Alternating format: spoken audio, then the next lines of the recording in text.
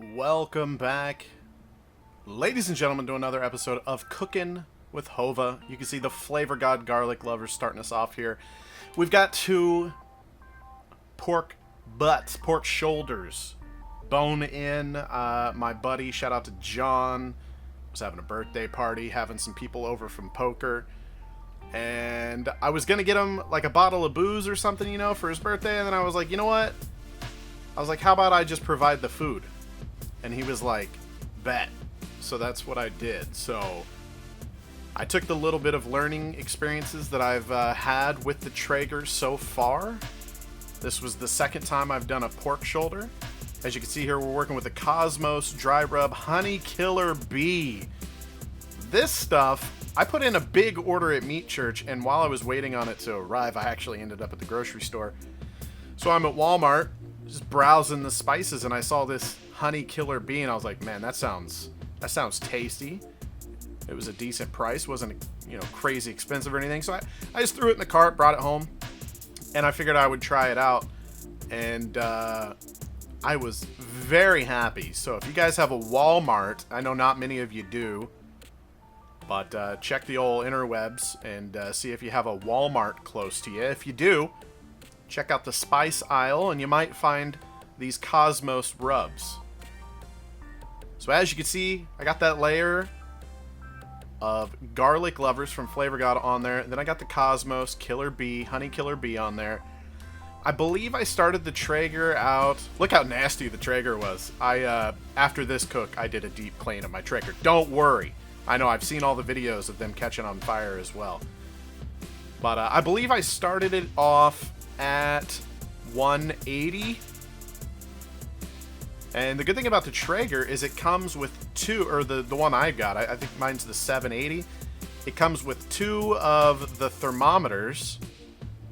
And I'm trying to find a spot where it's going to be alright without hitting the bone and all that. But, yeah, it comes with two thermometers built into the grill. And it's just got a little button on the outside next to the temperature dial that says probe selector. And you can hit probe 1 or probe 2, and it will give you a readout of the temp. So as you can see, I'm going to use both of those, put one in each shoulder, and then I also use my meter. I'm a big fan of the meter. Once I figured it out, man, the built-in range on the meter, the MEATER wireless thermometer, if you guys haven't tried this, it's not as advertised. It basically, if you have your smoker outside your garage and you walk in, you might still have a connection in like the closest room in your house. Like I have a connection if I'm like in a certain area of the kitchen or the living room, but then as soon as I go like further into the house, I lose connection. What you have to do is you have to use like a dedicated iPad or a second phone to connect to the meter. So where your grill is, you have to have an iPad close enough to that. So I have it like in my laundry room, which is just inside the garage. And then that connects to the meter cloud, and I can access it on my phone wherever I'm at. It's kind of a hassle. It's not exactly as advertised, which is annoying, but it does work once you do like the link setup. So as you can see here, I'm using some sort, I believe it was Dr. Pepper and apple cider vinegar mix is what I've got in my bottle here. I believe throughout the cook, I opened it up and sprayed these puppies down, I think 3 times. Maybe. At least 2. Maybe 3. We'll see here as we watch the video together in these high-tech food documentary, or commentaries, rather. As you can see, it is nighttime. I cooked these overnight. I threw them on, I don't even remember what time. This was like right before I locked up the house and went to bed for the night. Total cook time on these ended up being about 17 hours. I wanted to get it up to my target temp of 205, and I was successful in doing that. I believe I ran it, like I said, at 180 until I got to about the 160 mark, and which might be here. Look at those. Those are starting to look nice right there, aren't they? I got it up to about the 160 mark. And then, well, you'll see. Let's just hold our horses here, right? Man, I could just see the filth building up inside the Traeger. I was actually pretty shocked when I deep cleaned my Traeger. It was pretty nasty. It needed it.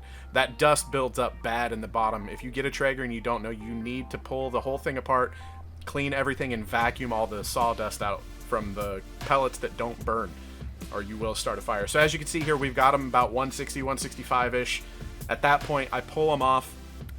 I wrap them up in some foil, stick the thermometer probes back in, and get them back on the grill and get it shut as fast as I could.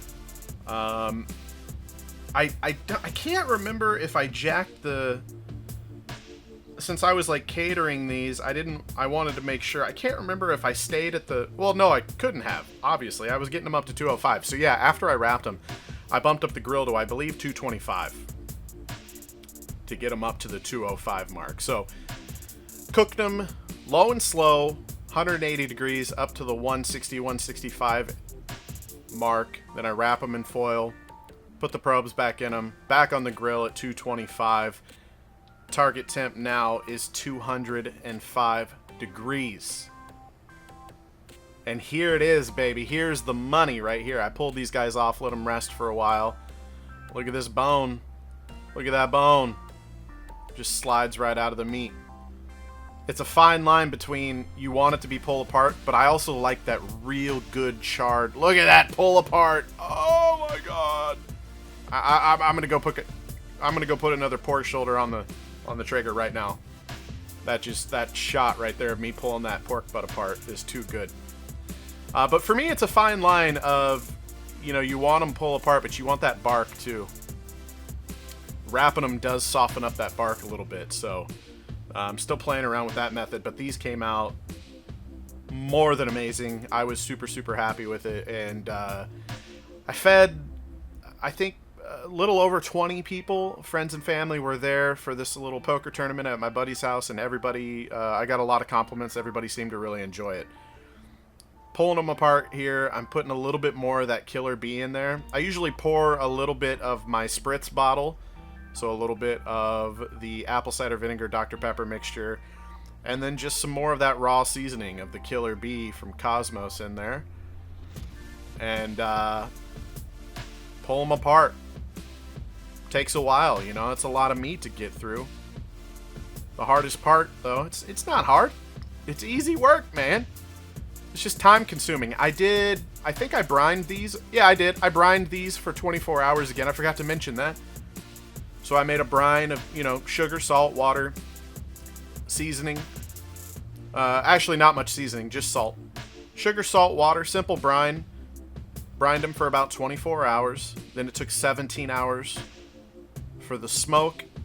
And I don't know, pulling them apart took probably 30 minutes or something like that.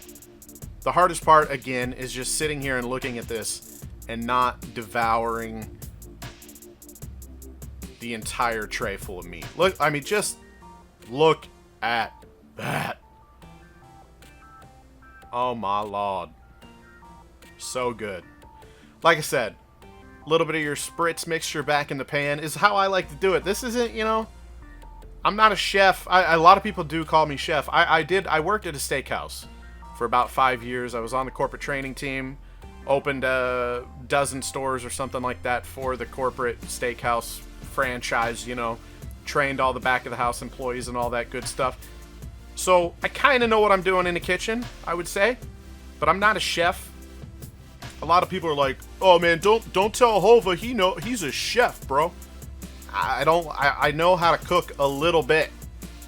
I had no prior experience before that restaurant job, though.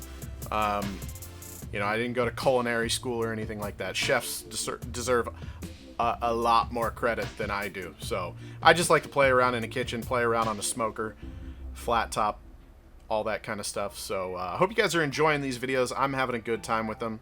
But yeah, like I said, these videos are just how I do it. If you want to copy it along at home, whatever I'm trying to say, see if it works for you too, then, you know, knock yourself out. Leave comments down below, make suggestions, stuff you guys want to see in future videos.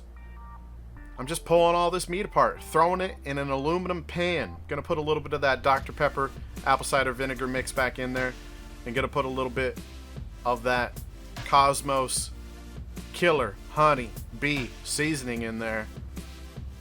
And then I just took it over to the party, wrapped the top in some foil, took it over to the party, and had some buns, you know, some good old buns. Some people put sauce on it, man. That, woo. I was like, what are you doing? Do you not even love your own family? Like, what? You gonna put barbecue sauce on this beautiful, glorious meat? I understand maybe leftovers a few days later. You've already warmed it up 6 times to feed other people or something like that. You're getting on the tail end of it. Then maybe mix some barbecue sauce in there. But I can tell you right now, this pork don't need no sauce, son. No additional seasoning required. Anyways, guys, what am I doing? I've got a pork loin in the fridge right now. A big old pork loin. I'm gonna cook that thing. Probably not as low and slow because it's a pork loin. It doesn't really have like a bunch of fat that needs to break down or anything. I don't know. I might do it low and slow too, though. I haven't really decided, but it's thawed. It's in the fridge. It's just ready for me to season it and throw it on the Traeger. So that might be the next video you see. I hope you guys enjoyed this one. If you did, show it some love. I'll see you guys on the next one. Bye-bye.